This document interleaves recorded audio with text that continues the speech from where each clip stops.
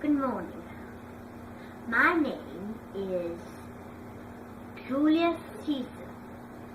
No. I'm not leader of the Roman Empire that you have heard about in history. I love history. All kinds of history, even American history. Except, of course, all the war. Now, to start off my life, I was born in Britain. In the year 1775, ironically, and quite coincidentally, that was the year that the British were fighting the Continental Army, which was the army that was made up with the colonies in Britain. And they were fighting with each other, and the American colonies were very small nations. And so I was born the year the war started, and I was forced to fight in the war when I was about 4 years old, because it was a huge war. The people were very limited, and the only thing I could do was to contribute, because they asked me to contribute, and I did not want to contribute.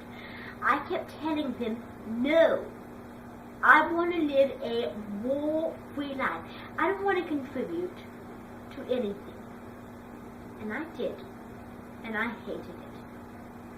I realized how evil the Americans were to get their independence. And I think we lost. And I was so mad that we lost. We wanted to win our nation. We were strong, and they were strong but limited with their little groups of strong that don't contribute into one property. I mean, they did, but it's just not one nation, it's different colonies. And so we fought. And I was so mad. Even when I was 4, I cared deeply about history. That gave me a little education. And after that, what I realized was that when I went to school and we learned about it, I was like, I could teach it in front of the whole class. And that's what I did, because I was born the year in the contribution. And so thanks to all that chaos, I do not like history. Bloody war history. I like history that's revolutionizing in the best way possible. For example, the scientific revolution or the industrial revolution, but not the American Revolution, not country revolution. Just horrible to think about. Right now, I am a novelist, and one of my favorite books to read, and this is the book I got most of my inspiration, was one of my, novelist friends told me, because I was doing a lot of exotic things with my books, to keep it simple when I'm reading. This book, Stone Fox, is a very simple but nice story. That's my kind of book. Don't ever do it. Don't like stories that are very, complex, but they're silly. Just like a nice book. And most of my books have a plain movie setting. And they are very, in American, United States or Europe. But I really try to keep it simple. I did do a few, exotic books. One of the most favorite is Winter Frost. Now that I've explained to you all of that biz, I want to tell you where my life, happened, all that info now.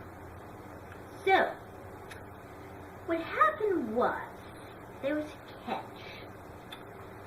Because I kept demanding my parents to go to America, a place in the United States that was not so, close to each other, where they were really getting into all that fighting.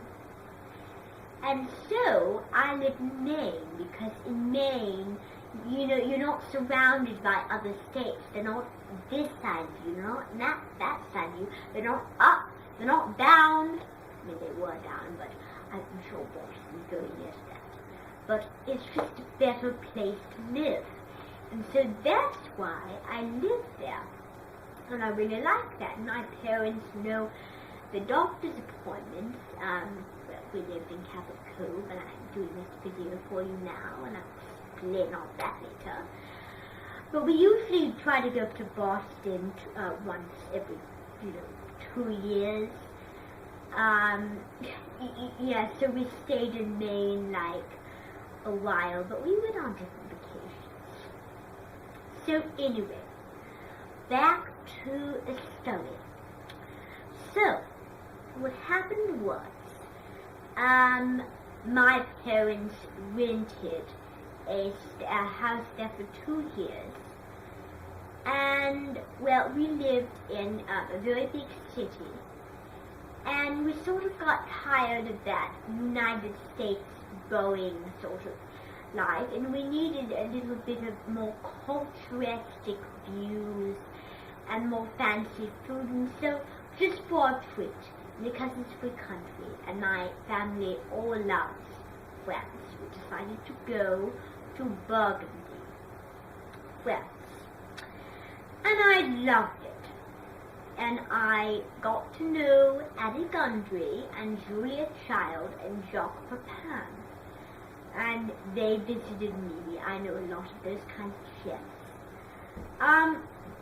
The two French people that I absolutely cannot stand were two friends that I remember eating little dates with them. And it's a husband and wife couple. The husband was born in Burgundy, France. It was sort of in the year, I want to say, because I was young at the point, 1728, rather. So he was very, old. And then, the wife was born in Avignon, sort of like 7 years after the husband.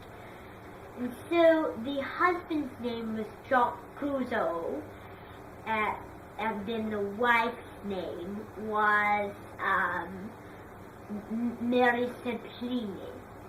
And so their couple was the Bromanants couple. So they were the Bromanants, the family of France. And so I thought they were pretty good friends. Yet, I have a very strange opinion. I'm a very strange person. Strange as in people, when they really don't realize it, their real identity, their real voice ruins some of the things that I personally loved and then didn't love. For example, when I was with them, we decided to have a breakfast date.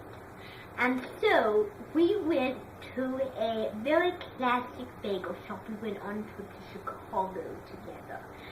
And we went to a very classic bagel shop. Now the bagel shop was, it was in Chicago. It was Bucky's Bagels, Einstein Bagels in Chicago. And I went there several times, and it was the very first time I went there. But the only thing was that when we went to Chicago, they spoke in their own language, because secretly they wanted the Americans to hear how refined they talked. And for some reason, and you would be able to see, it ruined my meal, because I was eating a sesame seed bagel outside with the sun shining down on my forehead, and I loved it until they started speaking in their foreign language, and they started speaking French, the native language, and it was difficult for me to understand what they were saying. And they're like, I taught them all this English, and they let it go. I'm like, seriously. And so they ruined it. And I consider them in the emoji group, because the emoji people speak that kind of French. They ruined my meal. And so I decided to slap my hands on the table, saying, I don't want to eat another bagel anymore.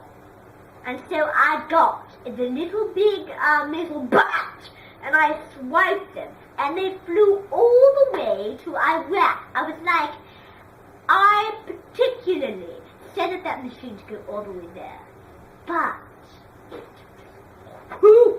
it worked perfectly. There's no problem in that.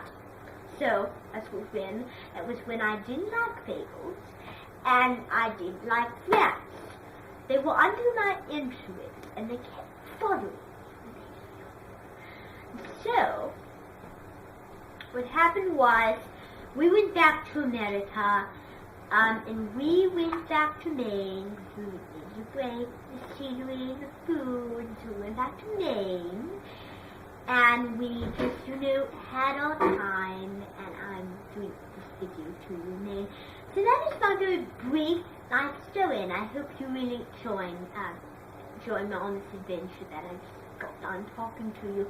And I hope you go on my website and just on with the journey. If you have any questions, please post them. I'm very happy that you got to watch this video, for those of you out there who go to that particular YouTube channel. And please read this book. Bye.